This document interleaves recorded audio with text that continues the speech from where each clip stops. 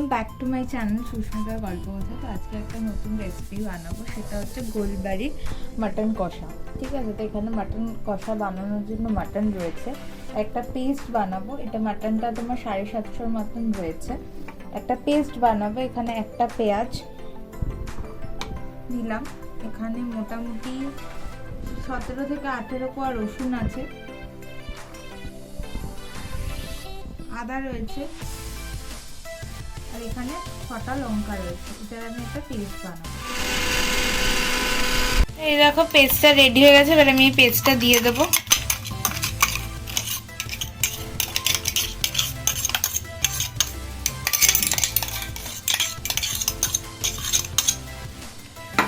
এরপরে দেবো হচ্ছে 3 চামচ টক দই।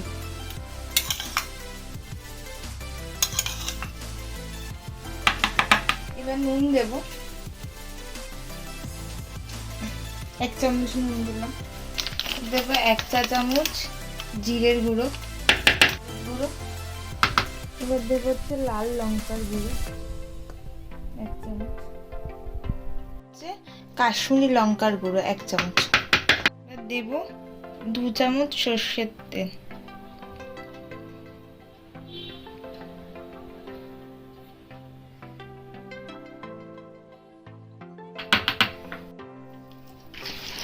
আর এটাকে ম্যারিনেট করব।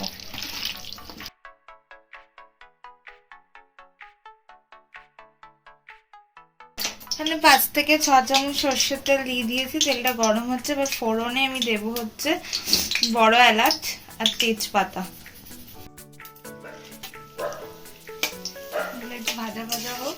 এখানে 2টো বড় সাইজের পেঁয়াজ নিয়েছি,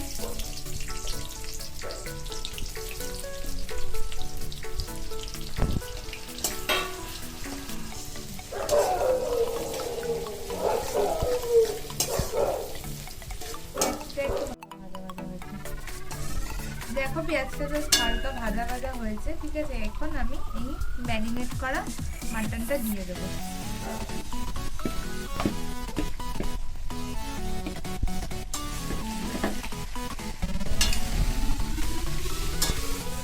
এটা এখন কষাবো।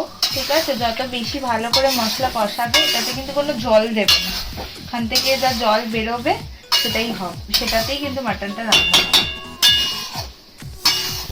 এবারে 1 কাপ জলের মধ্যে 1 চামচ চা পাতা দিয়ে যে লিকারটা হয়েছে, সেই লিকারটা আমি দেব। এটাই কিন্তু গোলবাড়ির মেইন জিনিস, যেটা দিয়ে ওই কালারটা আসবে।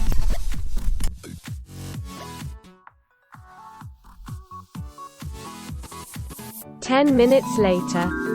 10 মিনিট পরে চলে এসেছি। দেখো কালারটা কিন্তু আসছে আস্তে আস্তে। আর একটুখানি রাখবো এটাকে, একটু মানে ফুটুক আর কি, যতক্ষণ না কালারটা আসছে। দেখো ঘি দিচ্ছি, একটু গরম মশলা দেবো।